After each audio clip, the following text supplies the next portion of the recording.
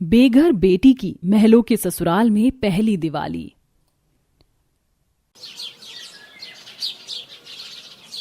माँ, बाबूजी तो हमें छोड़कर चले गए थे और अब आप भी हमें छोड़कर चली गई हो। हमारा तो इस दुनिया में पहले ही कोई नहीं था और अब आपके जाने के बाद हम बिल्कुल अकेले हो गए हैं।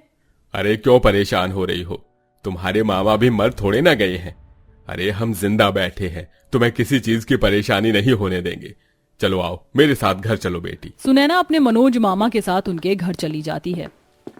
अरे आराम करो बेटी, तुम चिंता मत करो, इसे अपना ही घर समझो। मनोज सुनैना को खाना लाकर देता है। रोते हुए सुनैना खाना खाकर सो जाती है। एक दिन मनोज का शहरी दोस्त उसके पास आता है। वह सुनैना को देखकर मनोज से अकेले में कुछ बातें करता है और चला जाता है। मामा जी, ये आदमी कौन था? पहले मैंने इसे कभी नहीं देखा। मेरा शहरी दोस्त था, तेरे लिए बहुत अच्छे घर का रिश्ता लाया है। तेरे हाथ पीले कर दूं बेटी, बस मेरी बहन की आखिरी इच्छा पूरी हो जाएगी। कल सुबह वक्त से तैयार हो जाना, हम कल शहर जाने वाले हैं।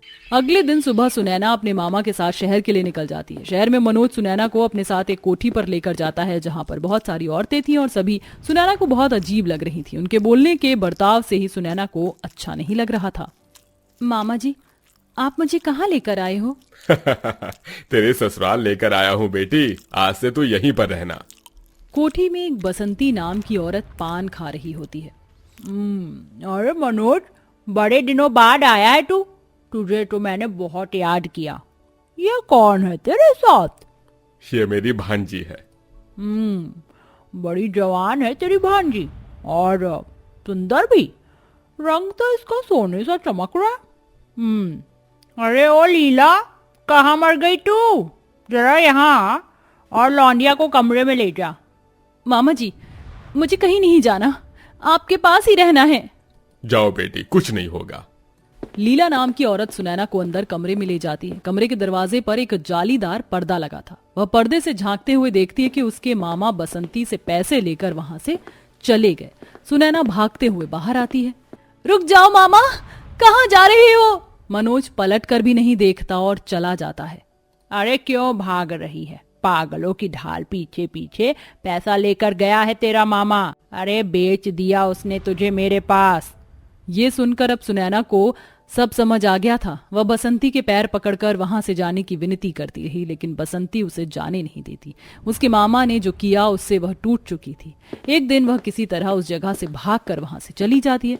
बसंती ने उसे ढूंढने के लिए अपने गुंडे भेज दिए। ये मैं कहाँ आ गई हूँ? ये कैसी जगह है? किसी से मदद मांगती हूँ। सुनैना को कुछ लोग दिखाई देते हैं। वो उनके पास मदद मांगने जाती है, लेकिन वो लोग और कोई नहीं, बसंती के गुंडे थे। वह उसके साथ जोर जबरदस्ती करने लगते हैं। छोड़ दो मुझे, जाने दो, जाने दो मुझे उस नर्क जैसी जगह में नहीं जाना। गुंडे उसे जबरदस्ती अपने साथ लेकर जा रहे होते हैं कि तभी वहां एक अनुराग नाम का लड़का आता है और सुनैना को उन गुंडों से बचा लेता है। लेकिन सुनैना का अब भरोसा हर किसी पर से उठ जाता है।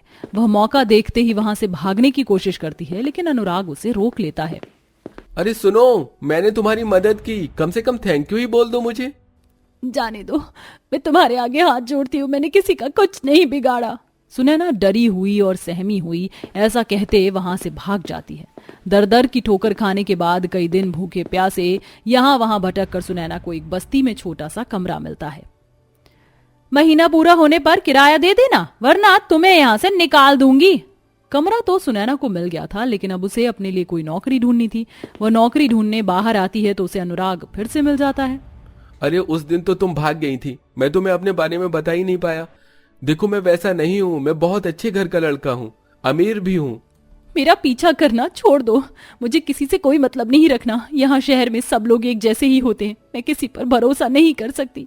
तुम भी मेरे साथ वैसा ही करोगे जैसा मेरे मामा ने किया। अनुराग सुनैना से उसके बारे में पूछने लगता है। सुनैना रोते हुए उसे अपनी सारी कहानी बताती है, जिसे सुनकर अनुराग की आंखों में नमी आ जाती है और उसे बहुत बुरा महसूस होता है। तुम्हारे साथ इतना बुरा हुआ, देखो मुझे तुम अच्छी लगती हो, अब तो मुझे तुम और भी ज्यादा अच्छी लगने लगी हो। मैं तुमसे शादी करना चाहता हूँ, मुझसे शादी करके तुम्हारी जिंदगी ठीक हो जाएगी। अब मैं किसी की बातों में नहीं आऊंगी, मेरा रास्ता छोड़ो और मुझे यहाँ से जाने दो। सुनैना ऐसा कहकर वहां से चली जाती है। अनुराग भी वहां से अपने घर वापस आता है और अपनी माँ को सुनैना के बारे में बताता है। माँ एक गरीब लड़की है, मैं उससे बहुत प्यार करता हूँ। मैं चाहता हूँ कि आप मेरे लिए उसके पास रिश्ता लेकर जाइए। तेरा दिमाग खराब हो गया है? तूने सोच भी कैसे लिया कि मैं तेरी शादी किसी चलती फिरती लड़की से करवा दूंगी? माँ आप ऐसा क्यों बोल रही हो? अनुराग के समझाने के बाद भी मनोरमा नहीं समझती और उसकी बात को इग्नोर कर देती है। अनुराग रोजाना सुनैना को देखने उस बस्ती में जाता है। जब भी सुनैना उसे देखती तो अपना रास्ता ही बदल लिया करती। यहाँ बस्ती में मेरी बेइज्जती हो जाएगी, लोग मेरे बारे में क्या सोचेंगे, तुम यहाँ पर मत आया करो।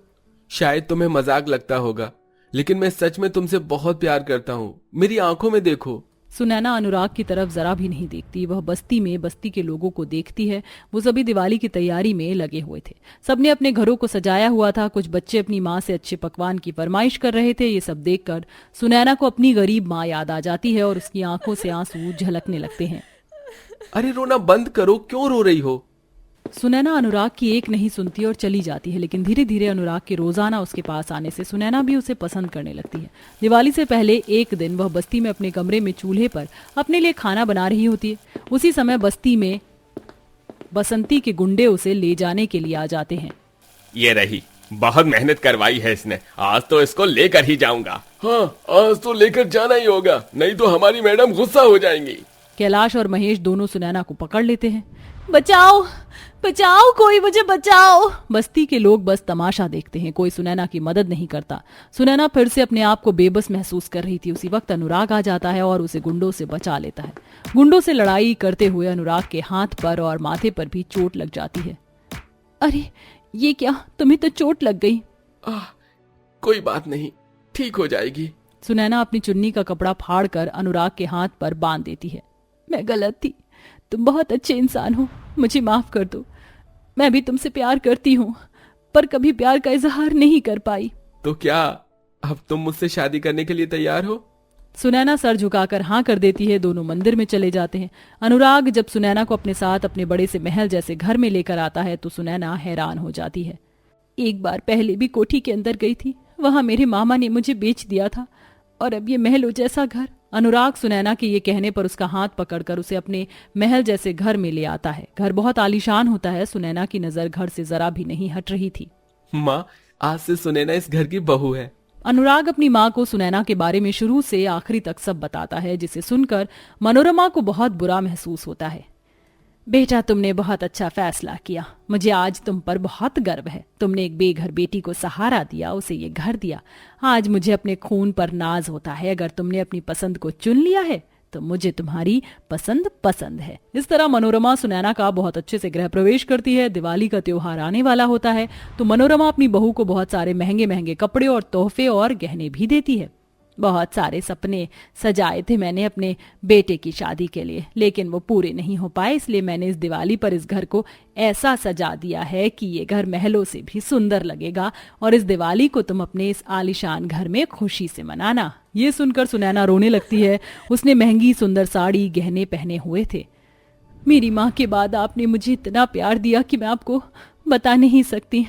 आज अगर आप ना होती तो शायद मुझे दर दर की ठोकरें ही खानी पड़ती और शायद मैं बेघर ही होती। आपने तो एक बेघर बेटी को अपने महल जैसी घर की बहू बना लिया। आप बहुत अच्छी हो। सुनैना की आंखों में आंसू देखकर मनोरमा की आंखों में भी आंसू आ जाते हैं और वो उसे गले से लगा लेती है। एक वक्त मेरा भी ऐसा ही आया था जो तुम्हारे साथ हुआ है। उन सब से मैं गुजर चुकी हूँ, इसलिए मैं तुम्हें समझ सकती हूँ। सुनैना अपने महल जैसे घर में बहुत धूमधाम से पटाखों के साथ और बढ़िया बढ़िया पकवान मिठाइयों के साथ अपनी दिवाली को सेलिब्रेट करती है, जैसे उसकी बेरंग जिंदगी में दिवाली रौनक लेकर आई हो, जब वह अपने पति अनुराग के साथ महल जैसे घर में खुशी खुशी रहने लगती है। मेरी तो किस्मत अच्छी थी जो मुझे अनुराग जैसा हमसफर और मनोरमा जैसी सास मिली, लेकिन आजकल के दौर में किसी पर भी इतनी जल्दी विश्वास करना सही नहीं है, हालांकि अपने रिश्तेदारों पर भी नहीं। आपने देखा ना मेरे सगे मामा ने मेरे साथ क्या किया। तो हमेशा सतर्क रहें और अपनी सुरक्षा की जिम्मेदारी खुद उठाएं, और इस दिवाली के मौके पर कसम खाएं कि किसी पर भी आंख बंद करके भरोसा नहीं करेंगे। मैं तो अपने महलों जैसे ससुराल में बहुत खुश हूँ और प्रार्थना करती हूँ कि इस दिवाली आप सबके जीवन में भी दिए जैसी रोशनी आए। सभी को मेरी तरफ से हैप्पी दिवाली।